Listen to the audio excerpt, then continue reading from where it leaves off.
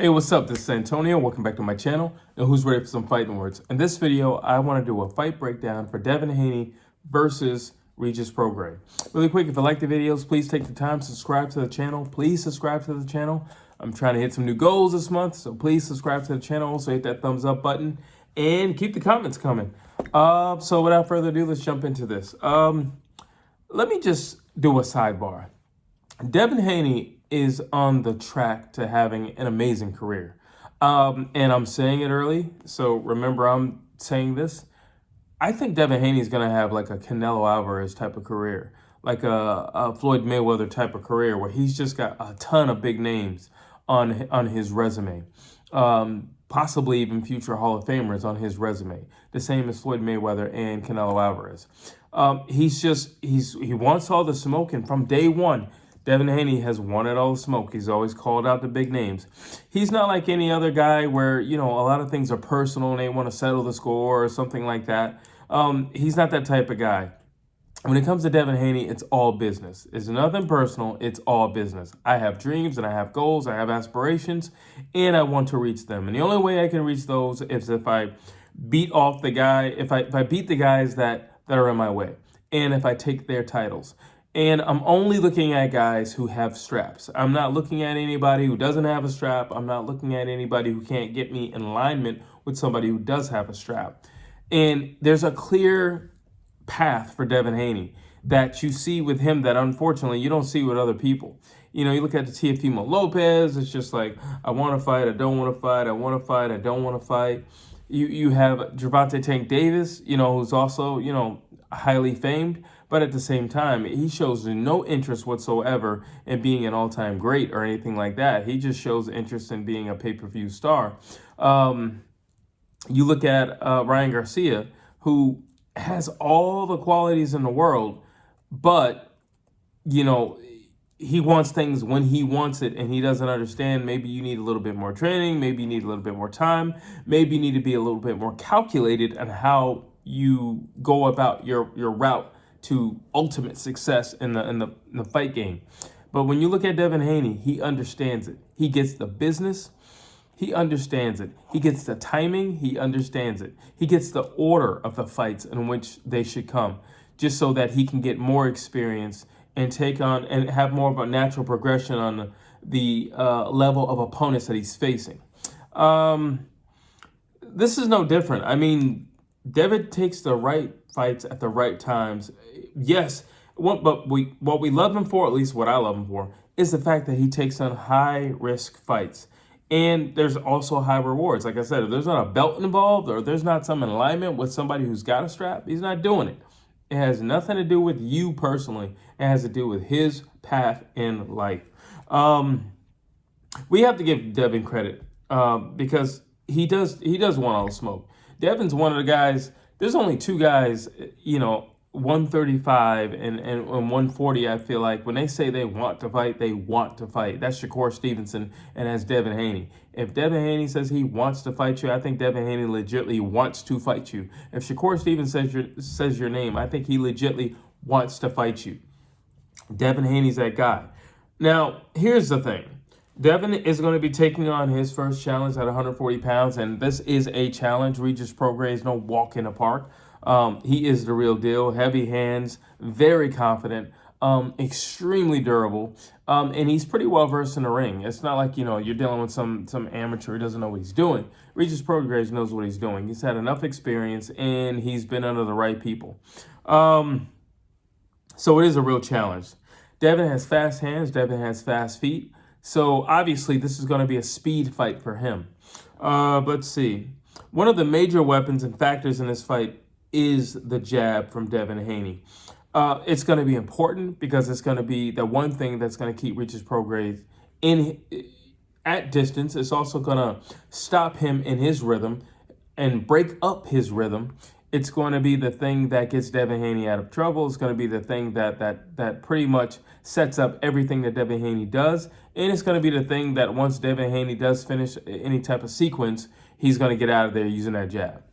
Let's see.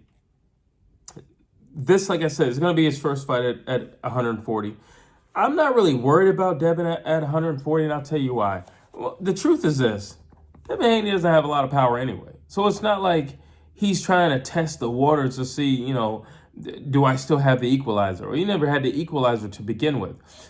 Most of Devin Haney's talents and gifts come from his work ethic. It comes from his speed. It comes from his just him being an athlete and agility. And it comes from him being able to implement a game plan and actually follow it through. And he can do all those things. And he has a lightning fast jab, and he's very consistent with it. It's all about tactics for Devin Haney.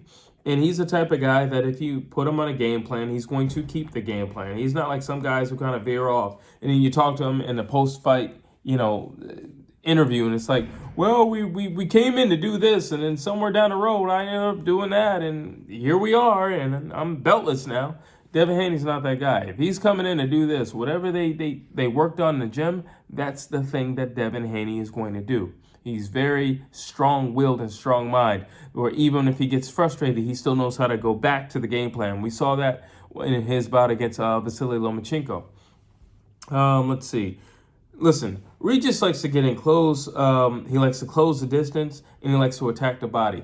Here's the thing with Regis Prograis, though. He likes to attack the body with single shots. He's not the type of guy who's going to throw a ton of punches. Two reasons mainly. One, I don't think Regis Prograis has the best gas tank in the world. I think he does.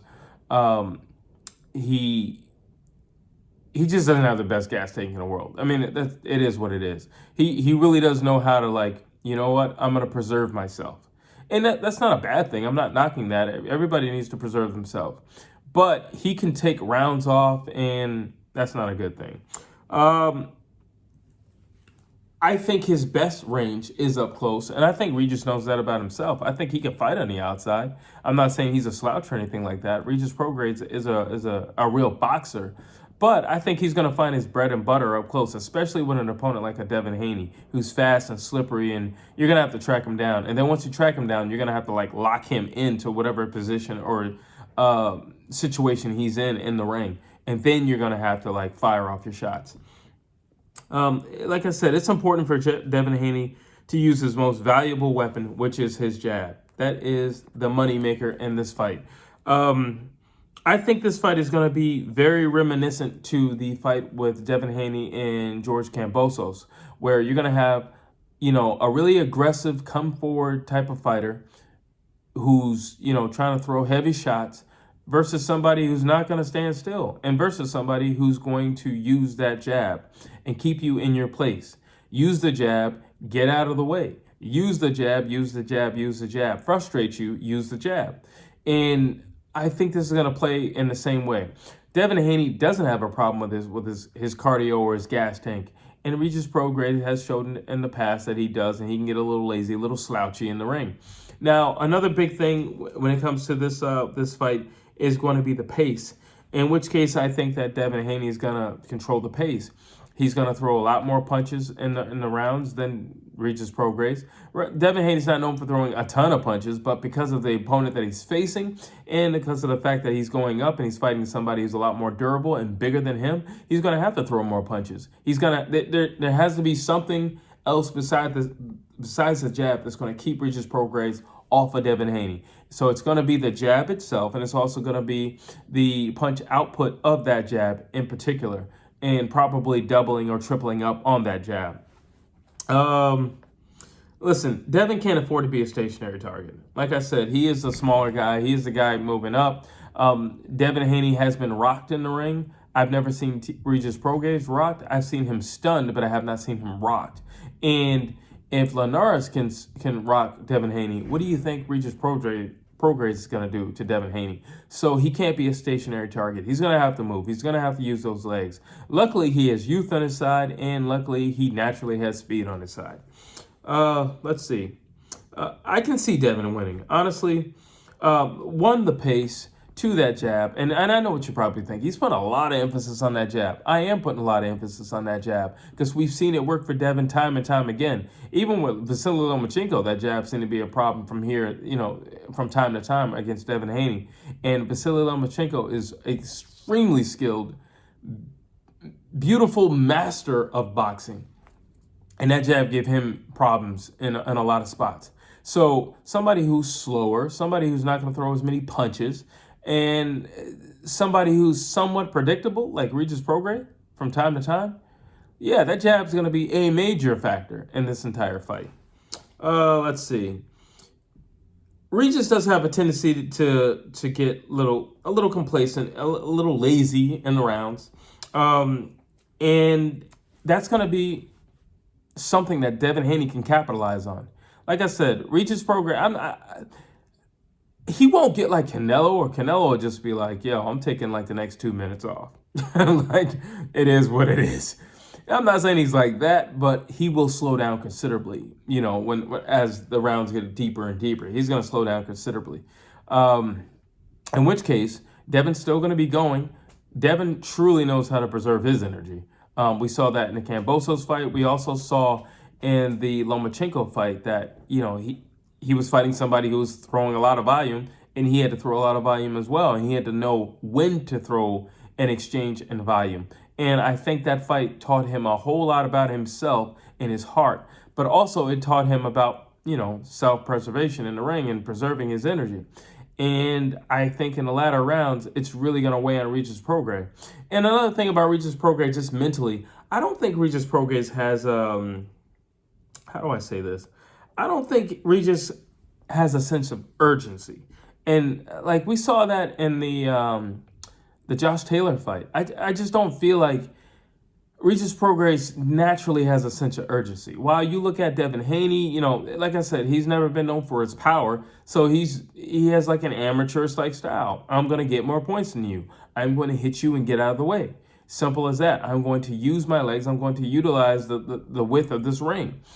And Regis Prograis just doesn't have a sense of urgency. I can see this fight I can see Regis Prograis coming out of this fight without a scratch on his face, but I can see him coming out very frustrated because Devin Haney is punching and moving. And I don't see Devin Haney throwing combinations or anything like that. I just see, you know, spots here and there. You know, he'll take a little bit more of a risk and a little bit more of a gamble. I think it's going to be like maybe going to the lake and, you know, putting your foot down into the water, seeing how deep it is. And I think that's what Devin Haney will do. I think initially in the first at least 3 or 4 rounds, it's going to be single shots. And it's going to be primarily jabs. While you look at rounds maybe 6 through, you know, maybe 8, then he's going to be like, all right, I can loosen up a little bit. Let me go to that body a little bit. And then by, you know, the deep rounds, I could just see him saying, well, now I can let go. You know, worst case scenario, the odds are he's not going to knock me out right now. So now I can let go. I've accumulated enough, and now I need something for a highlight reel at best, you know. But Regis Prograis doesn't necessarily have that. He doesn't have that sense of urgency. And that's what's kind of bugging me in this fight about him. I know he just naturally doesn't have a sense of urgency. He is kind of lackadaisical. And one of the things, or I'll probably say mental curse for power punchers, is they are power punchers. So there's never a sense like, all I got to do is touch you and I can get you out of there. Or worst case scenario, all I got to do is touch you and I can get you out of there. Or, no, I don't need to hit you 20 times, but I do need to hit you one solid time in one particular spot, and I can set up a lot of other things. Yeah, but you need to be active. You need to be active, you know, and that's just it. You need to be active. Let's see. I don't see Devin Haney winning by a TKO or anything like that, but I can see him winning by points. I could definitely see Devin Haney with a unanimous decision. Tactically speaking, I just see the speed factor for Devin Haney. And Devin Haney has something that Regis Prograis doesn't have. He has legs. Devin Haney can fight backing up. Regis Prograis, not to say that he can't, but he doesn't have to. He's never actually had to. Outside of that Josh Taylor fight, he didn't have to. And that was spots. That wasn't like that was a continuous fight where he was backing up. Devin Haney can fight backing up. Devin Haney has great reflexes. Devin Haney can pivot off and still fight. So there's just things that Devin can do where it will frustrate Regis Prograis. Because I just feel like in order for Regis Prograis to win this fight against Devin Haney, he would need for Devin Haney to truly commit to an attack. And I don't think he's going to get that. I think Devin Haney's going to feel the power of Regis Prograis on 140 pounds and say, screw that. this is going to be a classic Devin Haney fight, and you can boo me, you can say I'm a boring fighter, you can say whatever you like. I'm going to walk out of here with that man's belt around my waist as the victor. And that's that. Listen, people, it's chess, not checkers. But that's my fight breakdown for Devin Haney versus Regis Prograis. There will be one coming for Regis Prograis versus Devin Haney. Want to make it fair. And tell me what you think. Tell me if you agree with this fight breakdown. Tell me if you don't. Drop your thoughts down below. And as always, please like, please share, please subscribe to this channel.